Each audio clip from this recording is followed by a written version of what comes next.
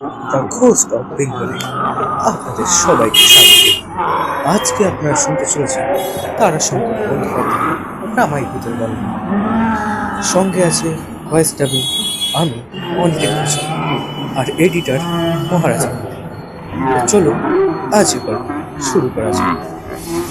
বীরভূম জেলার লাভাপুরে আমার বাড়ি।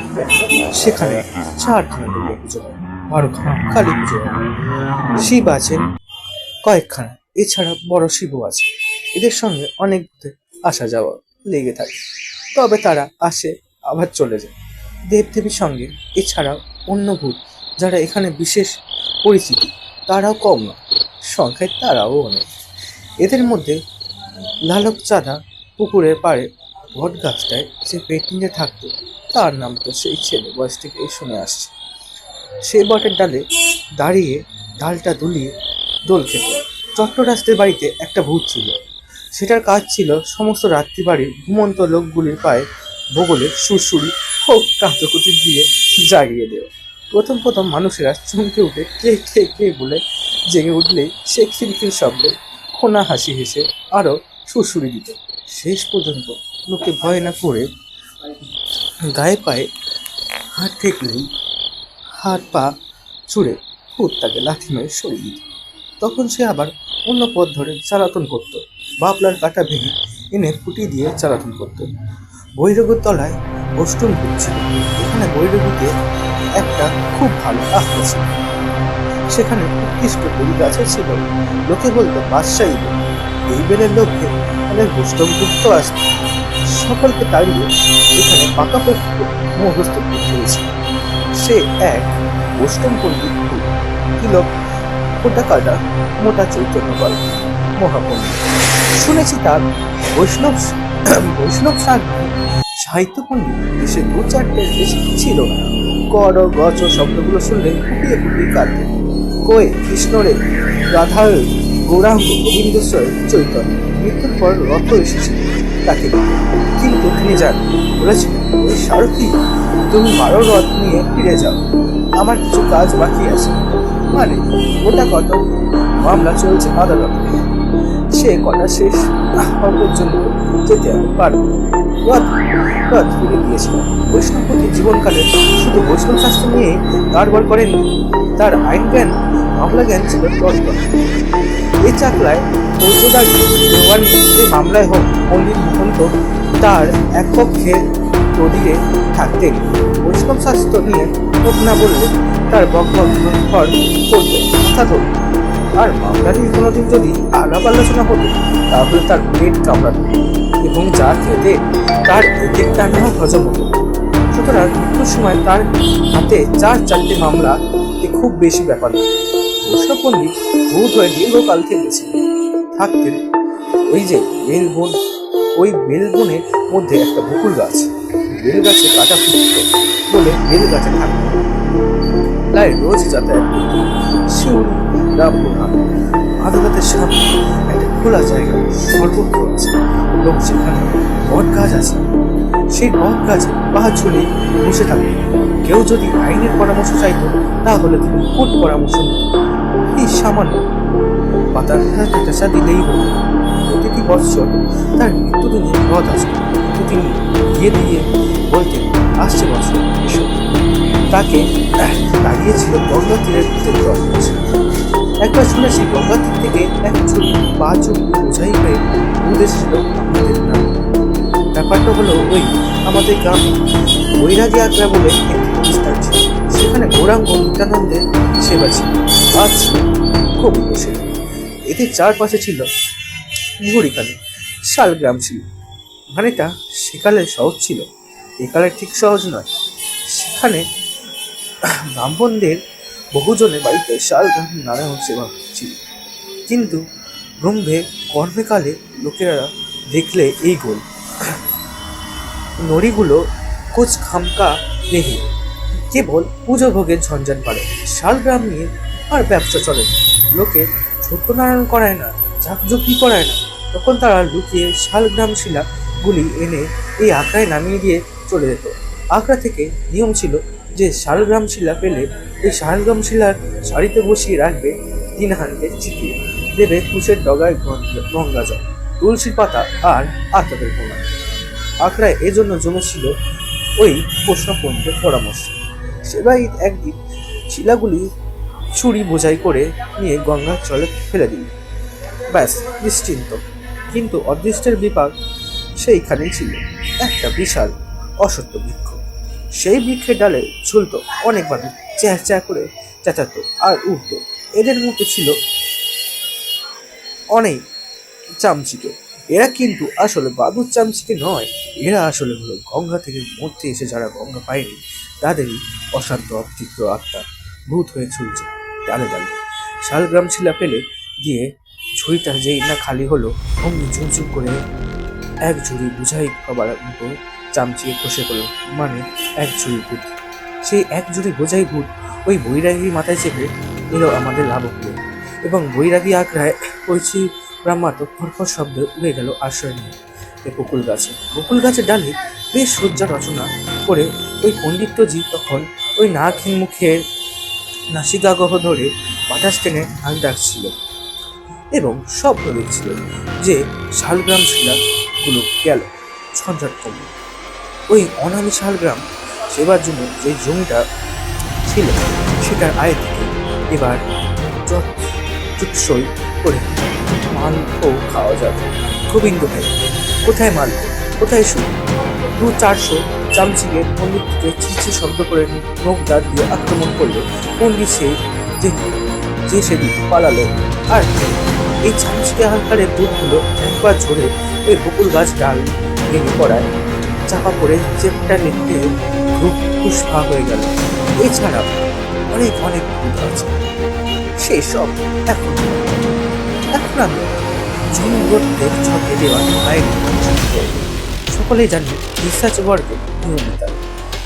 একজনের অধীনে থেকে তারই পরামর্শ এবং নির্দেশ মতো রিসার্চ করতে হয়।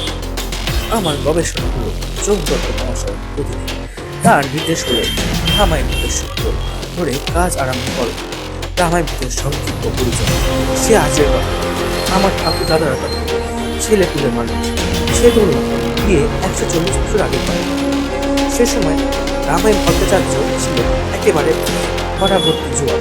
ভট্টাচার্য বাড়ি এই জোয়ান ছেলেটিকে ডেকে নিয়ে গিয়েছিল মিশিয়ে।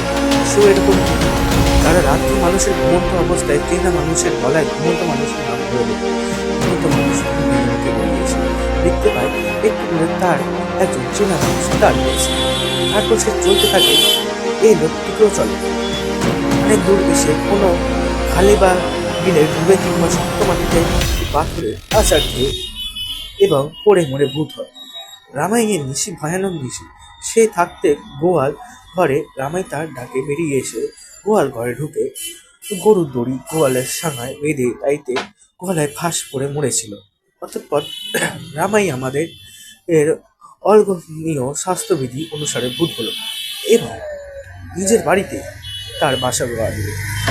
উঠানে একটি নিম গাছ ছিল, সেই নিম গাছ হলো তার বৈঠকখানা।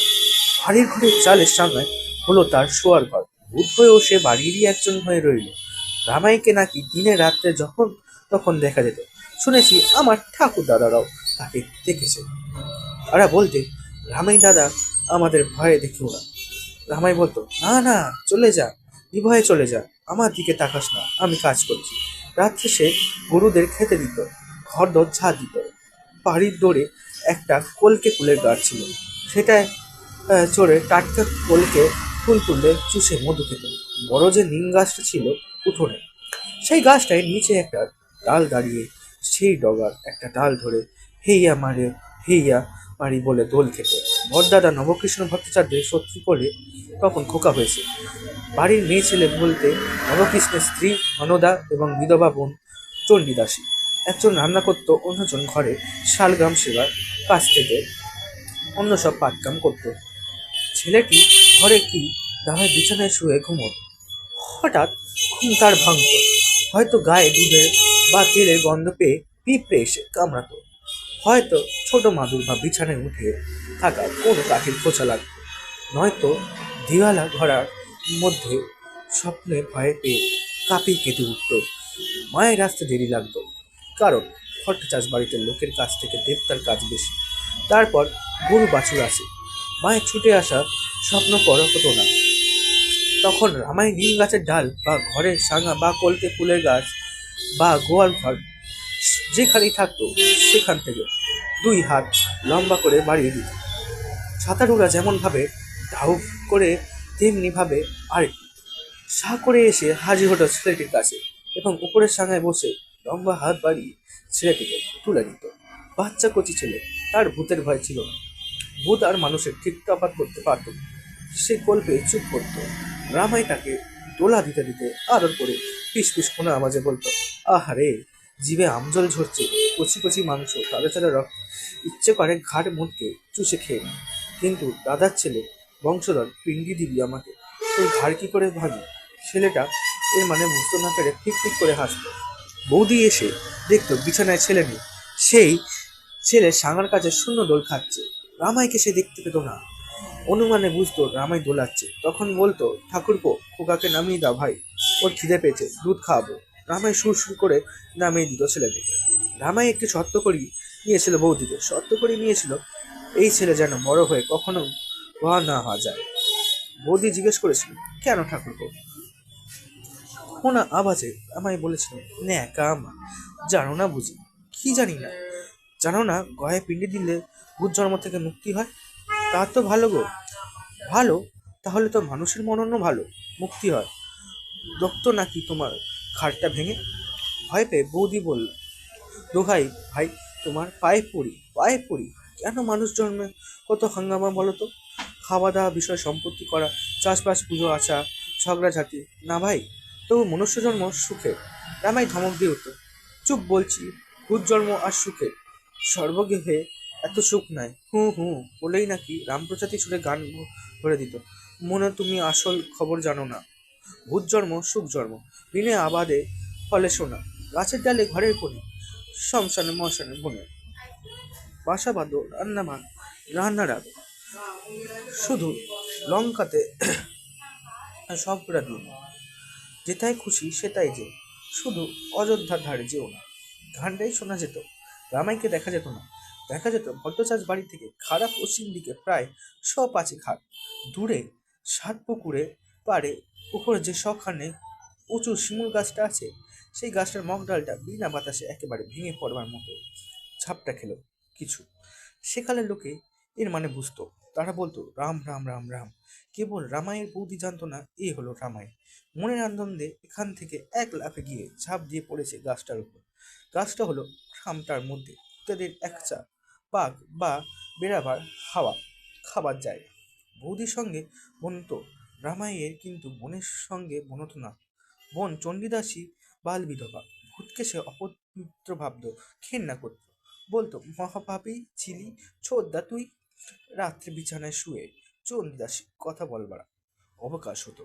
চণ্ডী থাকতো মেঝেতে শুয়ে, রামাই থাকতো সাঙ্গায়, অবশ্যই তাকে দেখা যেত না। রামাই ধমক দিয়ে দিত, চুপ। কেন চুপ করবো কেন? পাপ না করলে ভূত হলি কেন তুই? সে গলায় দড়ি দেওয়ার জন্য তাই বা দিলি কেন? নিশি ভূতে দেওয়ালে যে তুই দিলি কেন? বললে যে খুব মজা হবে, মজা হবে। দেখছিস মজা? দেখছিস না? তুই দেখছিস না? কি দেখবো? দেখবার কি আছে? তবে দেখ। কি? দেখ না উপরের দিকে চেয়ে। চণ্ডীদাসী দেখতো সাঙার উপর থেকে থামের মতো একখানা পা আস্তে আস্তে নেমে আসছে তার বুক বরাবর। কিন্তু চণ্ডীদাসী ভয় পায় না। সে দিব্যি সেই থামের মতো পাখানাকে বলে, রাম নাম রাম নাম। কি এই পা? পা কিন্তু নামতে পারে না, থেমে যায়। সাঙার উপর থেকে কথা বেশি আসে। চণ্ডীদাসী খিলখিল করে হাসত, তবে মধ্যে মধ্যে অতকৃত্যে ছচ্ছর শব্দে বালি ছিটিয়ে দিয়ে, কিংবা কখনো পিঠের উপর কুম করে একটা কিল বসিয়ে দিয়ে, অথবা চণ্ডীর মাথায় গোবরের তাল ফেলে দিয়ে তাকে জব্দ করত রামাই। রামাই ভয় করত আর খাতির করত দাদাকে। দাদা যজমান বাড়ি থেকে ফিরত চাল, কলা, মিষ্টি, মন্ডা, ফুল ফুল বেঁধে দিয়ে। পিছন পিছন রামাই পাহাড় দিয়ে নিয়ে আসতো বাড়ি। তবে দাদার সামনে কখনো যেত না। দাদা তাকে সংক্ষিপ্ত ব্যাকরণ পড়াবার যখন বাখারে দিয়ে পিটত এবং বরাবর পিছন থেকে হঠাৎ কান চেপে ধরত। এই ভয়ে সামনে আসতো না রামাই। দাদা একলা মানুষ, কাজের সময় বলতো, রামাই মাঠের একটু খোঁজ রাখিস, একলা মানুষ, এবার টানের বছর দেখিস যেন চুরি করে জল কেটে না নেয়। রামাই সারা রাত্রি জমি চার ধারে ঘুরে বেড়ায়। একবার চাষি সদ্যপুতের ভীমের মতো জোয়ান বহু বলল ভট্টাচার্যের জমি জল চুরি করে কেটে নিয়ে এসে দেখেছিল সেখানে একটা আচমকা তাল গাছ দাঁড়িয়ে। আচমকা মানে অচেনা, অর্থাৎ তাল গাছ সেখানে ছিল না। আচমকা অচেনা তাল গাছটাকে দেখে বহু বলল থমকে দাঁড়িয়েছিল, এ তাল গাছ এলো থেকে? তাল গাছটাই উত্তর দিয়েছিল, আইন নিয়ে জল কাট। বহু বলল সাহসী এবং বলবান। সে বলেছিল, কে রে তুই? আমি রামাই। এবার বউ বলল, চোচা দৌড় দিয়েছিল। রামাই তার বাড়ি পর্যন্ত ধর ধর বলে ছুটে এসেছিল পিছন পিছন। লোকে বলে রামাই নয়, এটা ছিল ওর দাদা নবকৃষ্ণের কাজ। রামাই ভূত হয়েছে এই ঘটনা যখন হলো তখন সে মধ্যে মধ্যে তেল কালি মেখে ভূত সেজে ওইভাবে মাঠে নিজে জল রক্ষাও করতো, আবার পরের জল চুরি করতেও নিত। তা বলুক লোকে, সে লোকেরা নিন্দ লোক, নাস্তিক লোক। ও কাজ রামাইয়ের। রামাই ছিল অসাধারণ ভূত, বাড়ি হিতৈষী ভূত, তার প্রমাণ আছে। রামাই একবার বৌদি আর বোন চণ্ডীদাসের অনুরোধ রাসের সময় কান্ডির রাজবাড়ি থেকে এক ঝুড়ি মালপো, ছুরি মিঠাই, এক ঝুড়ি রাধাপ্রসন্ন কৃষ্ণপ্রসন্ন মিষ্টি এনে খাইছিল। ব্যাপারটা বলতে হয়, নইলে পরিষ্কার হবে না। সে বছর রাসের সময় দুই নয় হাজি গল্প করছিল কান্দির রাজবাড়ির পাশে খাওয়া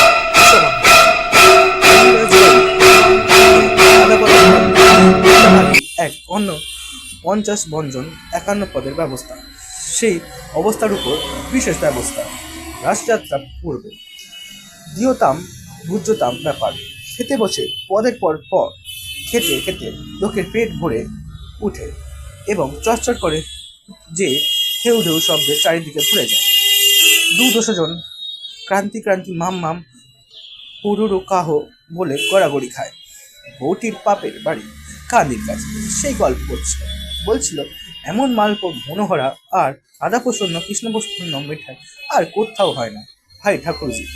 প্রতিবার বাবা রাসের সময় কান্দির রাজবাড়ি থেকে ছাদাতে নিয়ে আসতো। চণ্ডীদাসী বলেছিল, আমি ভাই কখনো খাইনি। বউ বলেছিল, আমি খেয়েছি, কিন্তু আরও খেতে ইচ্ছা হয়। কিন্তু কে খাওয়াবে বলো?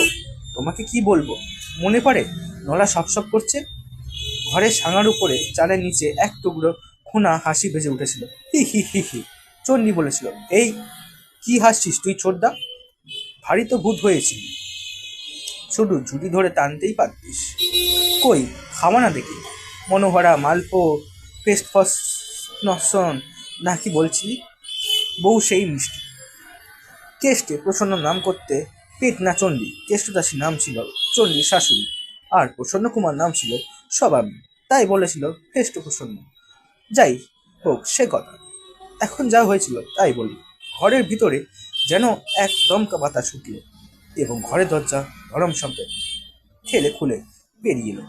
হাওয়াটা পাকতে পাকতে নিম গাছটার ছটপটান জাগিয়ে একেবারে গোড়া থেকে সেই মগডালে উঠে সেখান থেকে মাথার উপরে আকাশ কাঁপিয়ে আজকালকার জেট প্লেনের মতো একটা গোনামি শব্দ তুলে ছবাং শব্দে গিয়ে পড়লো শিমুল পাশের মগডালে। সেখান থেকে আর একটা শব্দ। চণ্ডীদাসী বলছিল, মরণ রকম দেখ, কুত্তের কি সব বিটকেল যাচ্ছে তার কেলেমি দেখ তো। এই বিটকেলেমি তো যেমনটা। এরপর যে বিটকেলেমি করলে রামাই তা শুনে আক্কেল গুরুম হয়ে যায়। 8 ঘন্টা হবে, তারপরেই চালের উপর সে যেন 4 বীর হনুমানের সমান ওজন নিয়ে তমার শব্দে লাফিয়ে পড়ল একেবারে আচমকা করল।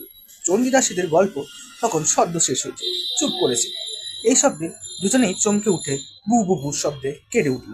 চালের উপর তখন মজমজ শব্দ উঠতে শুরু করেছে, চাল যেন ভেঙে পড়বে।